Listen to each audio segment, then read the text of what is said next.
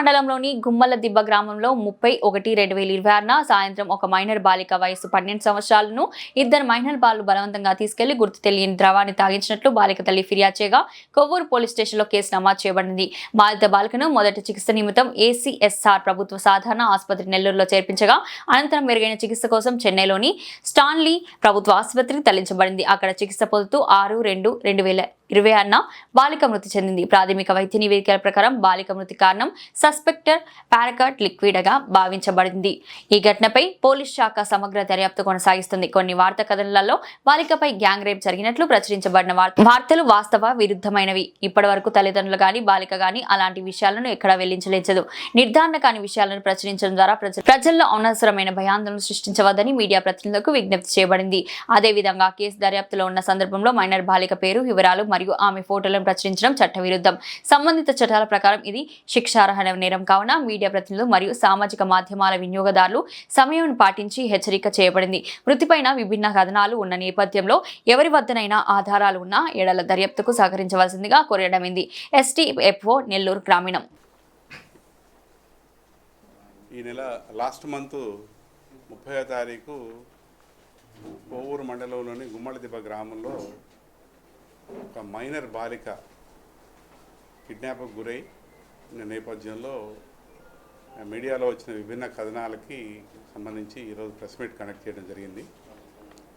ముఖ్యంగా ఆ రోజు జరిగిన సంఘటన మైనర్ బాలికని ఇద్దరు మైనర్ బాలురు బలవంతంగా బైక్ మీద తీసుకొని పోయిన సంఘటన గురించి ఆ అమ్మాయిని గురించి వాళ్ళ తల్లిదండ్రులు వెతుకుతున్న క్రమంలో ఆ అమ్మాయిని ట్రేస్ చేసి వాళ్ళు పోలీస్ స్టేషన్కి వచ్చి రిపోర్ట్ ఇవ్వడం జరిగింది. దానిలో భాగంగా కొవ్వూరు పోలీసులు కేసు నమోదు చేయడం జరిగింది. దర్యాప్తులో భాగంగా ఆ అమ్మాయిని కొవ్వూరులో ప్రథమ చికిత్స నిమిత్తం నెల్లూరు GGHకి తదుపరి చికిత్స నిమిత్తం తరలించడం జరిగింది. అక్కడ పీడియాట్రిక్ వింగ్లో డాక్టర్ గారు మెడికల్ ఎగ్జామినేషన్ చేసిన అనంతరం ఆ అమ్మాయికి హెల్త్ ఇష్యూస్ రావడం వల్ల మెడ్రాస్లోని స్టాన్లీ హాస్పిటల్కి మెరుగైన చికిత్స నిమిత్తం తీసుకుని వెళ్ళారు. అక్కడ చికిత్స పొందుతూ ఆ మైనర్ బాలిక నిన్నటి దినం అనగా 6వ తారీఖు మధ్యాహ్నం 1:45 గంటలకి మృతి చెందడం జరిగింది. పోలీస్ దర్యాప్తులో భాగంగా మృతురాలి తల్లిదండ్రుల్ని, మృతురాలని సాక్ష్యాధారాలను నమోదు చేయడం జరిగింది. వాళ్ళ రక్త బంధువుల దగ్గర నుంచి కూడా సాక్ష్యం సేకరించడం జరిగింది. వాళ్ళ స్టేట్మెంట్స్ రికార్డు చేయడం జరిగింది. దానిలో భాగంగా బాలురు నేరానికి పాల్పడినట్టుగా ప్రాథమికంగా దర్యాప్తులో వచ్చినందున కొవ్వూరు ఇన్స్పెక్టర్ గారు వాళ్ళ టీము ఆ మైనర్ బాలురు ఇద్దరిని కస్టడీలో తీసుకొని జూనైల్ కోర్టులో ప్రొడ్యూస్ చేసి జూనైల్ హోమ్కి తరలించడం జరిగింది.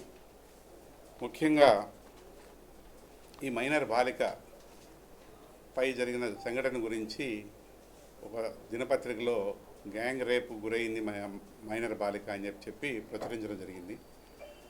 బాలిక కానీ వాళ్ళ తల్లిదండ్రులు కానీ ఎక్కడ కూడా బాలిక పైన అత్యాచారం జరిగినట్లుగా ఎక్కడ కూడా వాళ్ళ స్టేట్మెంట్లో చెప్పలేదు, సాక్ష్యంలో కూడా నమోదు చేయలేదు, వాళ్ళు చెప్పలేదు. ఆ బాలిక యొక్క వాంగ్మూలాన్ని కూడా మ్యాజిస్ట్రేట్ ద్వారా రికార్డ్ చేయడం జరిగింది. అంటే జరగంది సాక్షులు చెప్పంది కథనాలని ప్రచురించి ప్రజల్ని భయాందోళనకు గురి చేసి అభద్రతా భావానికి గురి చేయడం అనేది సబబు కాదు. ఎందుకంటే ఒక వార్త ప్రచురించేటప్పుడు ఎవరైనా మీడియాలో ఆ కథనం ద్వారా వచ్చే రిపర్కేషన్స్ కూడా ఆలోచించాలి.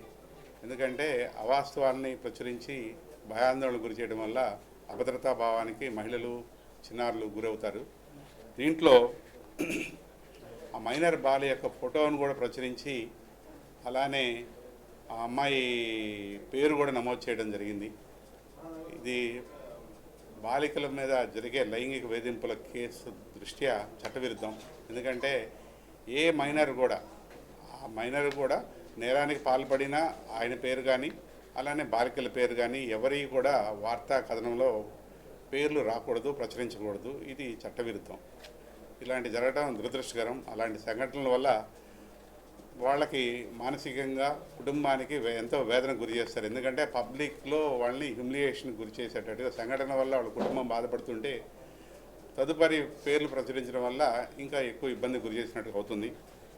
ఎందుకంటే మా జిల్లా ఎస్పీ శ్రీ అజితా వేజండ్ల గారు ఏ సంఘటన జరిగినా సరే మహిళలకు సంబంధించి కావచ్చు, అలానే రౌడీ ఎలిమెంట్స్ విషయంలో కావచ్చు, ఏ సంఘటన అయినా సరే కీన్గా దర్యాప్తు విషయంలో శ్రద్ధ తీసుకొని సంబంధిత అధికారులను ఆదేశిస్తూ దర్యాప్తులో ఎక్కడా లోపాలు లేకుండా ఇన్వెస్టిగేషన్ చేయిస్తున్నారు. ఈ కేసులో కూడా ఎస్పీ గారి ఆధ్వర్యంలో మా టీము ఇన్స్పెక్టర్ కోవూరు కంపల్సరీగా ఇమ్మీడియట్గా సంఘటన జరగగానే వెంబడే అదుపులో తీసుకోవడం, జూనియర్ కోర్టులోకి పంపించడం, వాళ్ళ మీద చట్టపరంగా చర్యలు తీసుకున్నాము. ఎవరైనా సరే ఒక వార్త ప్రదర్శించేటప్పుడు సాక్ష్యాధారాలను బేస్ చేసుకొని మేము పోతాము. దీంట్లో ఈ కేసులో కూడా ఎవరిని రక్షించాల్సిన అవసరం పోలీసులకు లేదు. దర్యాప్తులో కూడా ఎక్కడ కూడా అవతవకలు జరిపినా కూడా ఉపేక్షించేది ఉండదు. దాంట్లో ఆ కథనంలో దర్యాప్తుని వక్రీకరించేటట్టుగా కథనాలు ప్రచురించడం కూడా దురదృష్టకరం. సాక్ష్యాధారాలు బేస్ చేసుకుని పోలీసు దర్యాప్తు ఉంటుంది, కానీ కథనాలను బట్టి ఎప్పుడు కూడా ఉండదు. ఎందుకంటే పోలీసు దర్యాప్తు ఎప్పుడు కూడా సాక్ష్యాన్ని బేస్ చేసుకుని పోతుంది. దీంట్లో తదుపరి ఎటువంటి ఈ ప్రచురించిన వాళ్ళు ఎవరైతే ఉన్నారో వాళ్ళు కానీ ఎవరైనా సరే ఒక క్రైమ్కి సంబంధించిన ఇన్ఫర్మేషన్ మాకు ఇస్తే వాళ్ళ ద్వారా వచ్చిన సాక్ష్యాన్ని కూడా మేము తీసుకుంటాము. ఆ కేసుకి బలం చేకూర్చే విధంగా ఏ ఎవిడెన్స్ ఉన్నా సరే, ఏ డాక్యుమెంటరీ ఎవిడెన్స్ ఉన్నా, ఓరల్ ఎవిడెన్స్ ఉన్నా కూడా మేము తీసుకుంటాం. ఈ కేసులో కూడా ఎవరైనా సరే దర్యాప్తులో మాకు సహకరించి వాళ్ళు ప్రచురించిన కథనాలకు సపోర్ట్గా any document or any evidence కానీ మాకు ఇస్తే దర్యాప్తులో మాకు ఉపయోగపడుతుందని చెప్పి పత్రికాముఖంగా తెలియజేస్తూ ఎందుకంటే ఈ రాష్ట్ర ప్రభుత్వం కానీ మా డీజీపీ గారు కానీ జిల్లా ఎస్పీ గారు కానీ ఎప్పుడు కూడా crime against women, crime against children, law and order సమస్యలు కానీ ఏదైనా రౌడీ ఎలిమెంట్స్ విషయంలో కానీ ఎవరైనా ఉదాసీనంగా ఉంటే కఠినంగా వాళ్ళ మీద డిపార్ట్మెంట్ల పరంగా, శాఖాపరంగా చర్యలు తీసుకున్న సంఘటనలు చాలా ఉన్నాయి. నెల్లూరు జిల్లాలో కూడా మీరు చాలా సంఘటనలు చూశారు. కాబట్టి అన్ని ఏ క్రైమ్ అయినా సరే మహిళల పట్ల, చిన్నారుల పట్ల జరిగే వేధింపుల విషయంలో ఇంకా ప్రత్యేకంగా శ్రద్ధ తీసుకొని అలాంటి వేధింపులకు పాల్పడే వాళ్ళపై కఠినంగా ఉంటాం. కాబట్టి ఎక్కడ కూడా దర్యాప్తులో అలసత్వం వహించమని చెప్పి తెలియజేస్తున్నాం. Thank you. ఈరోజు పోస్ట్ మార్టం చెన్నైలో జరుగుతుంది, ఇంకా కంప్లీట్ కాలేదు. అక్కడ మా ఇన్స్పెక్టర్ గారు ఉన్నారు.